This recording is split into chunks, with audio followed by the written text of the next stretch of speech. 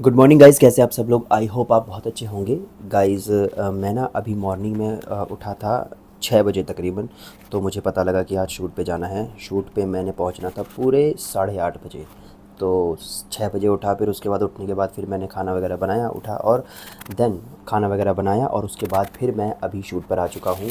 और थोड़ा सा मैंने ये ब्लॉग लेट स्टार्ट करना शुरू किया शूट, क्योंकि आते ही मुझे सीन दे दिया था और फिर वो सीन किया एंड देन उसके बाद अब मैं यहाँ पर बैठा हूँ। तो मुझे लगा कि मुझे आपसे बातें कर लेनी चाहिए और अभी मैं फ्री हुआ थोड़ा सा। मुझे ना और भी अलग अलग तरह के क्वेश्चन आने लगे कि यहाँ पर ना मुझे दोबारा आने लग गया। मैंने लास्ट व्लॉग में ये इस क्वेश्चन का आंसर दिया था कि यहाँ पर पार्ट टाइम जॉब के बारे में लोग पूछ रहे थे। तो मुझे लगा कि पार्ट टाइम जॉब क्यों करनी चाहिए, कि अगर आप सच में यहाँ पर पार्ट टाइम जॉब करना चाहते हो तो ऐसी बात भी नहीं है, पार्ट टाइम जॉब कर सकते हो। बहुत सारे मॉल्स होते हैं, डिलीवरीज़ होती हैं, डिलीवरी बॉय जो करते हैं ना वो होता है। और यहाँ पर मुंबई में ना डब्बा सर्विसिंग वाली भी जॉब होती है।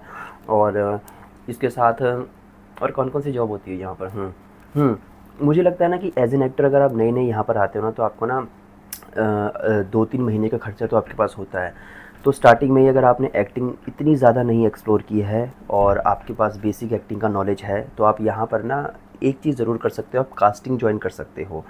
कास्टिंग 2-3 महीने करने के बाद आपको थोड़े बहुत पैसे मिलने लग जाएंगे और वो उतने ही पैसे मिलने लग जाएंगे जितने डिलीवरी बॉय को मिलते हैं। अब उससे पता क्या होगा, आपका फ़ायदा पता क्या होगा, मुझे ऐसा लगता है उससे फ़ायदा ये होगा कि आप प्रोसेस के साथ जुड़े रहोगे। अगर आपके पास इतना भी नहीं है कि किसी भी अगर आप अच्छे कास्टिंग डायरेक्टर के असिस्टेंट बन जाओगे ना, तो उससे एक ये रहेगा कि आप रोज़ डे बाय डे उसी फील्ड में रहोगे और उसी जगह पर रहोगे जो आपने करना है। और मुझे लगता है कि आप उस तरीके का जॉब ढूंढो जो कि आपकी क्रिएटिविटी को मारे ना। अब ये आपके ऊपर डिपेंड करता है कि या तो आप किसी थिएटर ग्रुप के पास लग जाओ, ठीक है, उनको फिर कुछ टाइम बाद अगर आप अच्छे आर्टिस्ट हो तो आप उनके साथ काम करके थोड़े बहुत खर्चा निकाल कर और क्योंकि बेसिक खर्चा इतना ही होता है यहाँ पे 10,000 रुपये, 10 से 12,000 रुपये होता है। तो यहाँ पर आप बेसिक इतना कमा कर पार्ट टाइम जॉब से और फिर आप अपना एक्टिंग का स्ट्रगल जो भी है, एक्टिंग का काम ढूंढने के लिए टाइम निकाल सकते हो। क्योंकि अगर आप कोई भी अगर पार्ट टाइम जॉब वैसा करोगे जहाँ पर आपको 8 से 10 घंटे देने पड़ेंगे और 8 से 10 घंटे देने के बाद आप जब घर पे आओगे तो आपके पास आई डोंट थिंक सो इतनी एनर्जी बचेगी कि आप फिर दोबारा से कोई नई चीज़ ट्राई कर पाओगे। क्योंकि जो भी काम होता है कास्टिंग का, एक्टिंग का, वो पता है कैसे होता है, मैं आपको बताता हूँ। जैसे मैं अभी यहाँ पर बैठा हुआ हूँ, ठीक है, तो मुझे कोई भी बोल देगा कि यार ये ऑडिशन का क्लिप बना के भेज दो। तो क्या होता है कि जब भी अगर आप कास्टिंग में लगे रहोगे या किसी एक्टिंग से रिलेटेड काम में लगे रहोगे और वहाँ से कुछ पैसा अर्न करोगे ना, तो आपके लिए वो करना उतना डिफ़िकल्ट नहीं होगा। क्योंकि वही वाली बात है ना कि अगर फेल भी हूँ तो मैं उस फील्ड में हूँ ना कि जो मेरी मनपसंद वाली फील्ड है उसमें क्यों हूँ, कि जब मुझे पता लगे कि यार इसमें फ़ेल होना सही नहीं है, या इसमें फ़ेल होने से मुझे दुःख होगा। तो मुझे लगता है कि आप सबको ना एक बेसिक ये रहना चाहिए कि आप सब यहाँ पर आओ और किसी ऐसी फील्ड में काम करो जो एक्टिंग से रिलेटेड हो। वो कास्टिंग असिस्टेंट हो सकता है, वो इंडस्ट्री से रिलेटेड काम हो सकता है, असिस्टेंट डायरेक्टर हो सकता है, प्रोडक्शन में हो सकता है, बहुत सारे काम। मुझे ऐसा लगता है अगर आप जहाँ पर भी हो, कुछ ना फ़िल्म मेकिंग का रोज़ कुछ ना पढ़ते रहना चाहिए। बहुत सारी ऐसी वर्कशॉप्स हैं जो फ्री में अवेलेबल हैं यूट्यूब पर और फ्री में अवेलेबल हैं और अदर साइट्स पर, जहाँ पर आप ना उन कोर्स को करके एक बेसिक नॉलेज ले सकते हो कि कोई भी अगर आपसे रैंडम क्वेश्चन करे तो एटलीस्ट आपके पास उसका आंसर तो हो। तो मुझे लगता है कि वो करना बहुत ज़रूरी है। ये चीज़ आ गई। मैंने भी स्टार्टिंग में यही गलती की। मुझे ना जब मैं स्टार्टिंग में आया था तो मुझे उस टाइम पर ना कास्टिंग जॉइन कर लेनी चाहिए थी। मैंने नहीं की क्योंकि पता नहीं मन में क्या ऐसा सवाल था, या मेरे ख्याल से मुझे ऐसा था कि जो कास्टिंग में जॉइन करते होंगे उनको एक्टिंग का काम नहीं मिलता होगा। ऐसा नहीं है, आपको मिलते हैं एक्टिंग के काम भी। बट हाँ, मैंने नहीं किया, बट मैं बता सकता हूँ आपको कि आपको कर लेना चाहिए। उससे ना आपका एक एक्स फैक्टर ये खुल जाएगा कि आपको एक हार्डकोर प्रोसेस पता लग जाएगा कि सामने क्या चलता है और क्या चाहिए कि डायरेक्टर को वो चीज़ पसंद आ जाए। तो वो तो ऑब्वियसली वही हो सकता है ना जो उस प्रोसेस में घुसा हुआ हो। यहाँ पे एक और चीज़ ऐसे होती है कि आप कुछ भी कर लो, आप ना एक टाइम के बाद जब आपके पास एक बेसिक मनी आने लग जाती है ना, पैसे आने लग जाते हैं 15, 20, 25, 30 हज़ार रुपये मंथली आने लग जाते हैं, तो आप ना उसको तोड़ना नहीं चाहते, क्योंकि आपके खर्चे उतने सेटल हो जाते हैं। क्योंकि अगर आप बाई चांस यहाँ पर अगर आप 20,000 पर मंथ भी कमा रहे हो, तो आप जहाँ पर भी रेंट दोगे, तो आप पहले 3 में रहते थे, अब 5 में रहोगे ना, और 5 में फिर 5 भी नहीं खर्च करोगे, आप 7 खर्च करने लग जाओगे खाने पर। फिर उसके बाद अगर आपका मन है जिम करने का तो वो अलग चीज़ हो गई, ठीक है। फिर उसके बाद आपके अपने बेसिक खर्चे भी होते हैं।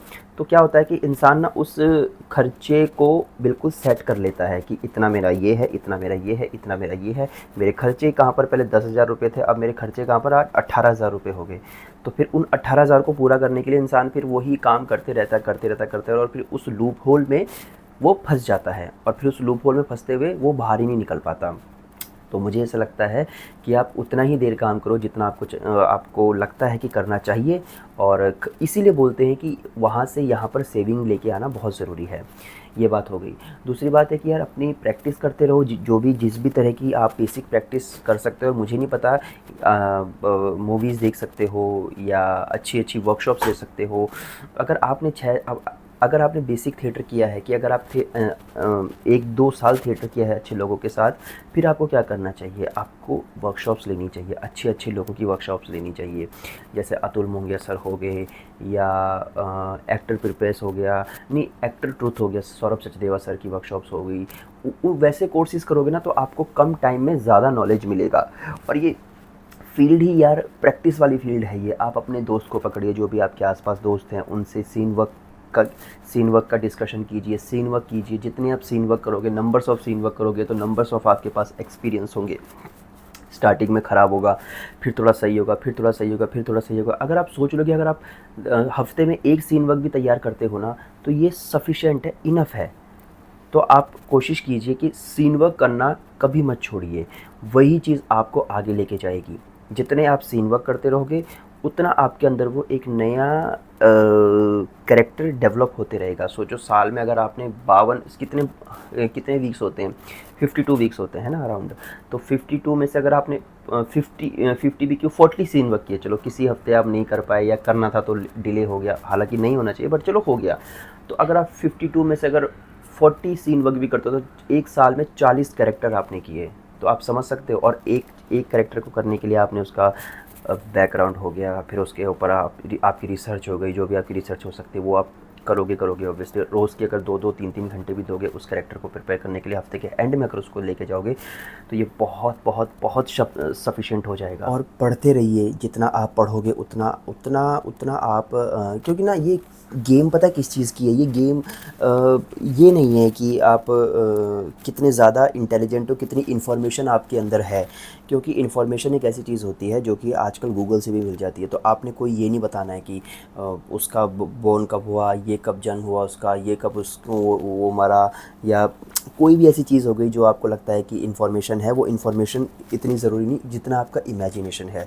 जितना आपका इमेजिनेशन होगा ना, कोई भी अगर आपको टेक्स्ट दिया जाता है, उस टेक्स्ट को आप कितने सही तरह से समझ पाते हो। और ये लाइफ लॉन्ग प्रोसेस है। ऐसा नहीं कि मैं ये बात बोल रहा हूँ तो मेरे अंदर टेक्स्ट की बहुत ज़्यादा समझ है, हाँ, पर मैं ये बता सकता हूँ कि जो मुझे पता है वो मैं आपके सामने डिलीवर कर सकता हूँ, आपके सामने बता सकता हूँ। तो टेक्स्ट को बेहतरीन समझने के लिए उसको आप 1 नहीं 2 नहीं, पहले मुझे भी नहीं आता था समझ, बिल्कुल नहीं समझ आता था कि अगर मैं स्टार्टिंग की कहानी पढ़ता था एंड उसके बाद मैं बीच की कहानी पढ़ता था तो पहले वाली कहानी भूल जाता था। फिर उसके बाद मैं एंड कहानी पढ़ता था तो जितना बीच और स्टार्टिंग का था वो सब भूल जाता था।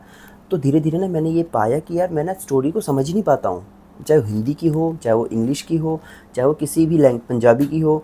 तो मेरे अंदर ये बहुत बड़ी प्रॉब्लम थी कि फिर मुझे पता लगा कि यार हम ना जो इमेजिनेशन होती है ना, वो कर ही नहीं पाते हम।